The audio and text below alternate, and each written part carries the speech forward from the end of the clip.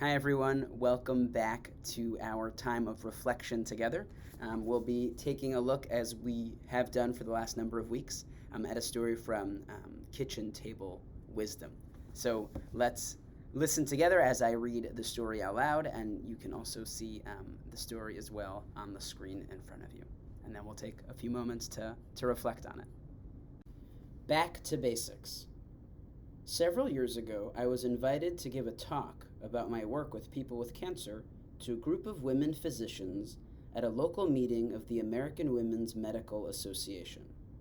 In the discussion after the talk, an internist commented that she would find this work difficult.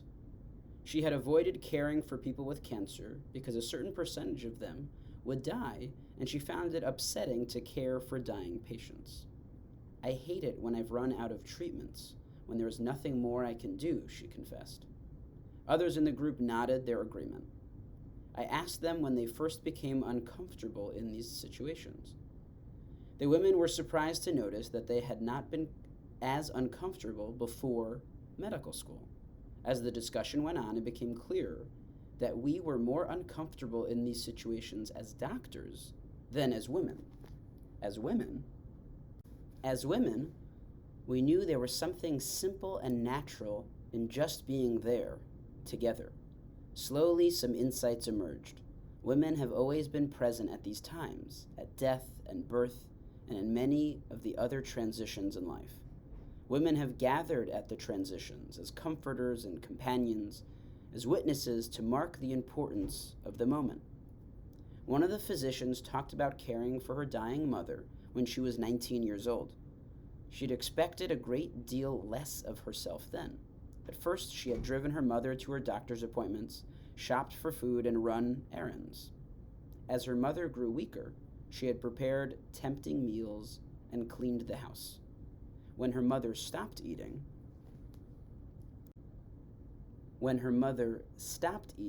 she had listened to her and read to her for hours.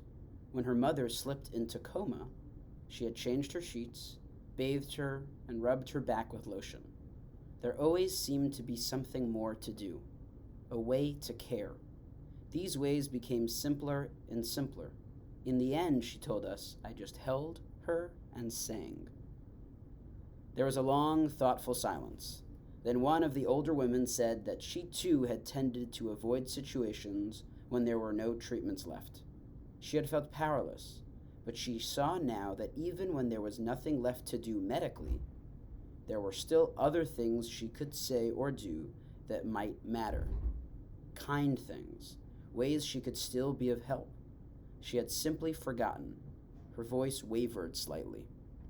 I looked at her more closely. This tough and competent 60-year-old surgeon had tears in her eyes. It was quite amazing. This wonderful story is a reminder that we don't like to talk about difficult things. It's especially hard for us to enter into uncomfortable situations when we know that there's no easy fix.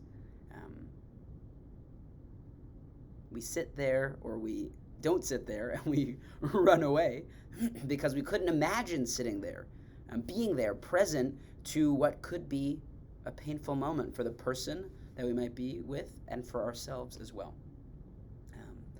But what Dr. Remen is also pointing out here in this story is that that's the basics. The basic level, the basic step towards showing someone that you love them is simply just being present, being with them. As we heard about from one of the physicians who was taking care of her dying mother, in the end, she told us, I just held her and sang. And that was enough. And that provided a healing of sorts. Yes, not a medical healing, but a healing of body and of spirit.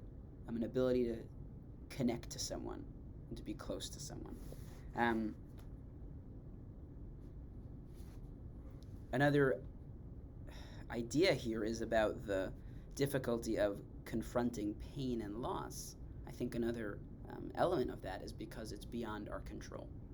We can't control it. We can't fix it. We can't do something with it. And so I'm curious for you that are tuning in right now, if you're a woman, how you might see this differently. Dr. Remen talks about her speaking to a group from the American Women's Medical Association, and how many of these women knew that there was something simple and natural in just being there, because women were present at the moments of the birth of their children or at death as well. And so I'm curious if you connect with that if you're a woman, if you connect with that if you're not a woman as well. But I'm particularly interested if there's another transitional moment that you remember being present at, and what felt meaningful to you in that moment.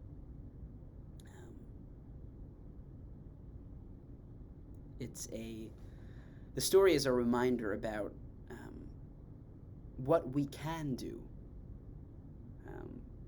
reminder of what we can't do, but so much of what we can do, of reaching out to someone that we love, of being present, being close, saying that we love them. These are important, really, really important things. Well, I am glad that you spent this time to reflect with me. I hope it was meaningful for you, and I hope it's a wonderful day.